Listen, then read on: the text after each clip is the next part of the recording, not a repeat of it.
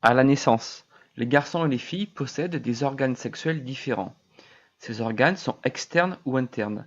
Chez les garçons, il s'agit du pénis, des testicules, de la prostate et des vésicules séminales.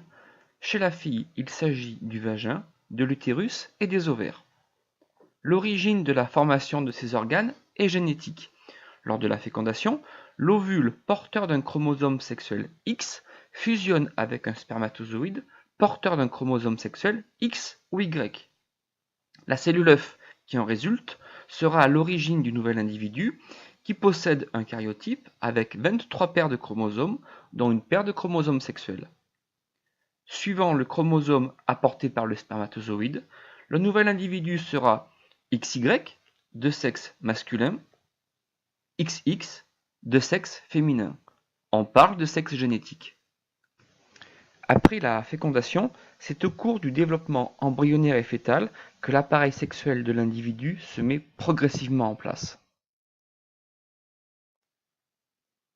Quel que soit son sexe génétique XX ou XY, un jeune embryon possède dans sa cavité abdominale des gonades indifférenciées, c'est-à-dire des organes qui vont se transformer peu à peu soit en ovaires, soit en testicules. La transformation de ces gonades indifférenciées est sous le contrôle de certains gènes portés par les chromosomes de l'embryon.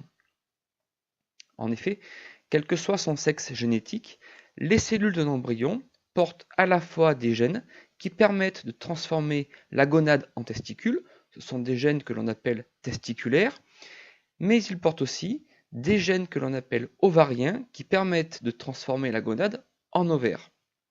Jusqu'à la 7e semaine de développement, aucun de ces gènes n'est actif.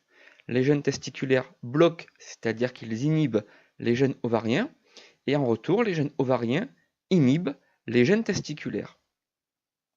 À partir de la 7e semaine, certains gènes prennent le dessus sur les autres.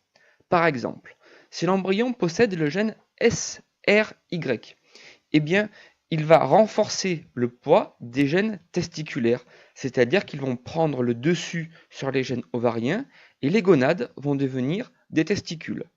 Ensuite vont se former toutes les voies sexuelles annexes, les canaux déférents, la prostate, etc. Chez un embryon XX, il n'existe pas de gène SRY. Et dans ce cas, ce sont les gènes ovariens qui vont prendre le dessus sur les gènes testiculaires. Ils vont permettre aux gonades de se différencier en ovaires et peu à peu vont se former les voies annexes, c'est-à-dire le vagin et l'utérus. En résumé, c'est lors du développement embryonnaire et fœtal que l'individu acquiert un appareil sexuel. Un jeune embryon possède des gonades indifférenciées qui, sous l'influence des chromosomes, vont pouvoir évoluer peu à peu soit en testicules puis en voie génitale masculine, soit au contraire en ovaire puis en voie génitale féminine.